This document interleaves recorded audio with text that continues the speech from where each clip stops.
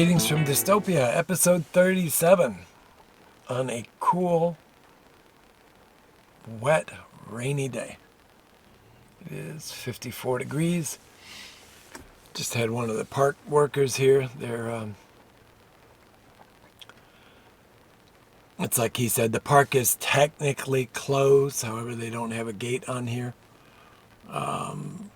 But I asked him if they're looking forward to Friday, and he said, yeah, definitely, to getting some of these parks back open. He said, and I've seen this in other parks where I go, the main park that I walk and run in, they're being trashed from overuse. And he said they're having the same problem here in this county that I'm in right now. I don't want to, potentially cause this guy any trouble, but the parks that they do have that are open are being overused, and not just litter, but just general use of the park, wear and tear on the playgrounds. He said one of them, it's a park similar to this one. They can't close it, as in there's no gate, and people are coming and they're walking off the trail. They're damaging the plant life, which this particular one is intended as a butterfly sanctuary for migrating butterflies. So they're treading on wildflowers that have not yet started to bloom out or do their big growth for the summer, So it's totally understandable the conditions that some of these parks are in because of this massive shutdown for COVID, and people don't actually think about their impact on the environment that they're in. Sadly, I think that's one place where we fail as Americans. We don't necessarily realize our impact on the environment, and it's a huge impact. So anyway, feedback has all been pretty good, although I'm still waiting to hear on the Raspberry Pi episodes. Again, guys, I don't mind Facebook messages. I don't mind email for the ones that know it, but I would appreciate it if we could drive some of the content over to the YouTube channel. Just to keep it going there. Don't forget, like, comment, and subscribe. The likes help me know what you like, help me know what you don't like. The more likes help push the video up so that YouTube presents it to other people. Subscriptions obviously help. As I've said, I need 1,000 subscribers before I can get anywhere. I kind of wish I had not shut down a channel. I had, trying to remember when we closed that one down, 6-7 years ago. I had 2,000, 3,000 subscribers, 2,000 something for sure on that channel, and I shut it down as part of shutting down another project, and I wish I hadn't have now. I should have just renamed the channel and changed the focus of the channel. You would have some attrition over time with that one, but I would have already had that head of steam built. I'm not sure if those vibrations are coming through. If they are, I'm sorry. Was debating on a trip in a couple weeks up to the Driftless to do some fishing, and I'm communicating with some guides up there to see what the general demeanor of the population is. I don't want to, even if they open it up for fishing, I don't want to be the first ones in, and I don't want any ill will with the community.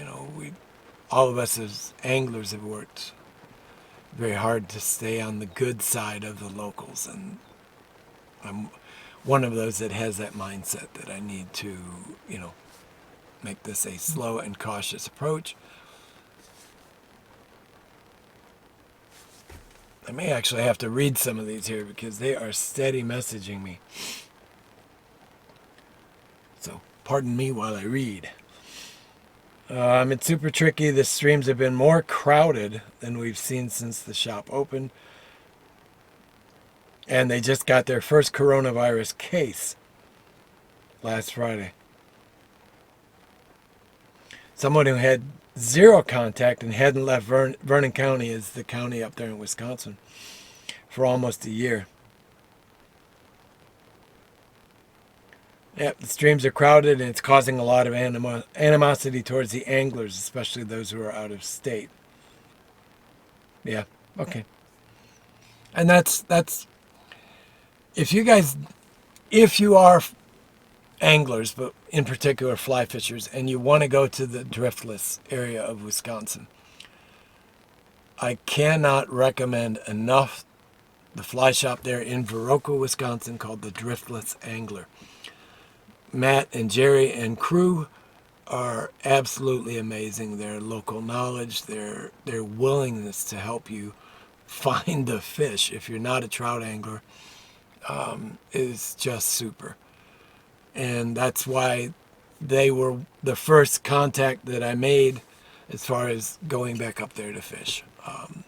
Clearly they are, I'm not sure who's answering, whether it's Matt or Jerry or Pete or who at the moment, but I'll read into that more. But that's why I wanted their local knowledge specifically on how the locals are looking at it. And if they have now their first COVID-19 case with somebody who has not left the county in a year, it's obvious where that contact came from.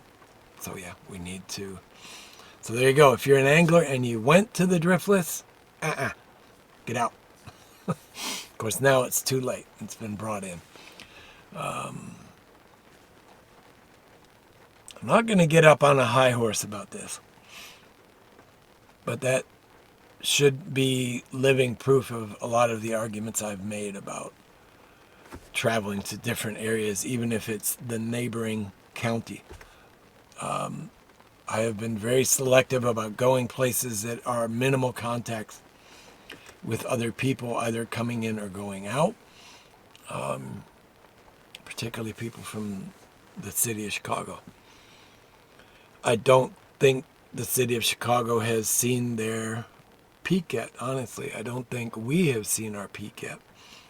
The local hospital is staying steady with an uptick and then down and then an uptick. They're staying steady. Luckily, the overall rise seems to be slowing down, but the drop has not shown up yet. Same thing with a couple of the towns in Wisconsin where I have friends that are, one is an emergency medicine doctor and the other one is a nurse in an emergency room farther up north of Wisconsin, and they are steady state. There is no drop. Steady state is good, but we need to see that drop before we really start opening things back up. The state of Illinois is talking about opening back up more and more things. As of May 1st, so this Friday, they are going to open back up several of the state parks. I know I've mentioned that before. And my understanding is it's exactly what I said at the beginning. It's to ease the impact on some other parks, because by closing all of these parks, they've forced people into an ever smaller circle. And they're starting to see the impact on the environment, the impact on the sickness. The COVID cases themselves are rising. Trace contact back to the preserves and to the parks. So they have to open them back up to widen out that circle in order to create that drop in cases. I was just thinking back, somebody else made a comment one day about, well, what do you know about viral spread? For one, it's common sense. You know, I grew up with measles and influenza and everything else. I've been to countries where we had dengue fever and yellow fever, and you can see how this stuff comes and goes and how the contact spreads. Think about the common cold, you know. You go to work every day.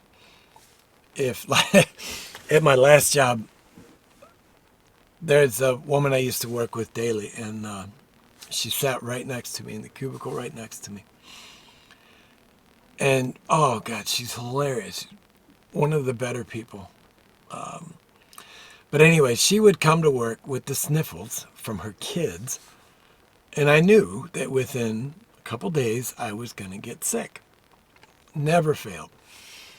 Anyways, that's off on a tangent. So, yeah, back to the fishing thing. Clearly, we're not ready, guys. Clearly, we're not ready to be back out and fishing out of state. I was hoping, really hoping, beyond hoping, to get up there. More so for fishing and some more video. It's funny, as this year I'm thinking less and less about fishing and more about integrating video into the fishing. And I mean, the name of the channel is Shut the Flip Up and Fish, but it's and hike and walk. And oh, a greater egret just landed over here. I love seeing the birds here as they migrate through. And years ago, I never paid any attention to it.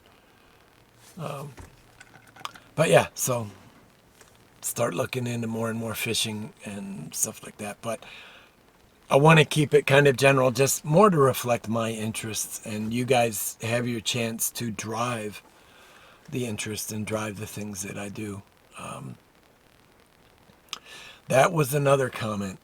Somebody a while back had suggested Patreon, and if we hit that 1,000 subscriber market or point, then yeah, I can look into doing something like that, because then, you know, as people donate to the channel, they have more of an input. And I love the Patreon model.